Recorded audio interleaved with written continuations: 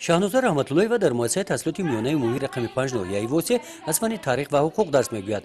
Баъди хатми донишгоҳи давлатии Кӯлоб дар ин мактаб соли аввали корияш мебошад. Ҳамчун муаллими ҷавон аз он имтиёзҳое ки ҳукумати ҷумҳурӣ барои ҷавонон муқаррар кардааст ӯ бархурдор мебошад.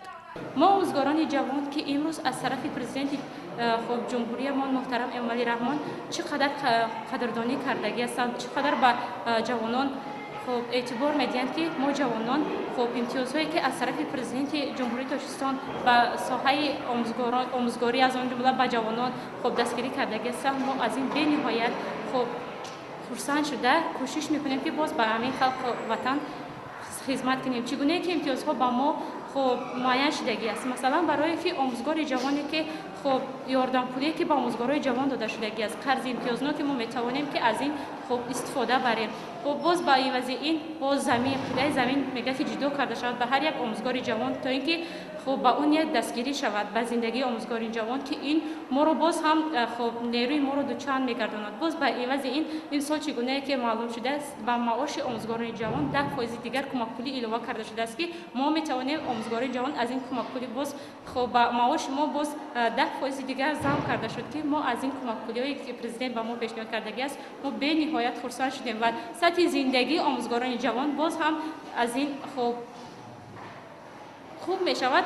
оиди ҳуқуқ ва имтиёзҳои муаллимон ки дар кодекси меҳнати ҷумҳурии Тоҷикистон омадааст, тариқи рӯзномаи соҳавии иттифоқҳои касаба ҳомии омӯзгор нашр мегарданд. Дар муассисаҳои таҳсилоти миёнаи умумӣ кумитаи иттифоқи касабаи муассиса дар ин хусус ба муаллимон маълумот медиҳад. тамоми масъулияти асосии ҳифзи иҷтимоии низоми меҳнат ҳамаи ниҳо ба худи вазифаҳои ҷонии иттифоқҳои касаба мебошад. бинобар ин ҳамаи он кору корбарии фаъолиятшон дар асоси аснодҳои меъёрӣ асосан кодекси меҳнат ва қонунҳои ҷорӣ вобаста ба ҳифзи меҳнат ва худи фармоишҳои доир ба худи муҳофизати меҳнат ҳастанд, ҳамин паҳлуворо дар кори фаъолияти иттифоқҳои касаба ба назар гирифта мешавад. барои ҳамин ин вазифаҳои ҷонии худи иттифоқҳои касаба мебошад. оиди ҳуқуқ ва имтиёзҳои омӯзгорон ва дастрасӣ ба он тағйиру иловаҳое ки ба кодекси меҳнати ҷумҳурии Тоҷикистон дохил карда шудааст, бо иштироки раисони кумитаҳои иттифоқи касабаи муассисаҳои таълимии ноҳия семинар машваратҳо мунтаззам доир мегарданд. дар семинар машварате ки моҳи феврал баргузор гардид, бештари саволҳои иштирокчиён ба тағйироти иловаҳо ба кодекси меҳнати ҷумҳурии Тоҷикистон бахшида шуда буданд. кодекси меҳнати ҷумҳурии Тоҷикистон бо тағйири иловаҳо нав шид. дар инҷо 365 модда 6 фасл 41 бобро дар бар мегирад ки нисбат ба кодекси пештара будагӣ 139 модда фарқият ҳаст. мо ҳамин ва талаботҳо ва риояи қонунгузориро нисбати шарикии иҷтимоисози наву шарҳмои коллективӣ ба худи иштирокчиёни семинар фаъолият додем.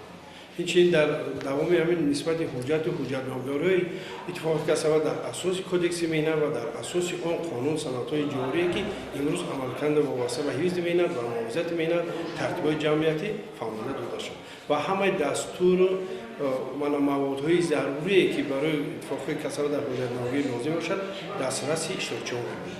дар ҷанбасти семинар машварат оиди тағйири иловаҳо ба кодекси меҳнати ҷумҳурии Тоҷикистон ба иштирокчиён маводҳои иттилоотӣ тақсим карда шуд. гузориши Хоҷаназриев Худойназар Зуҳуров аз ноҳияи Восе барои барномаи иттилоотии Навид.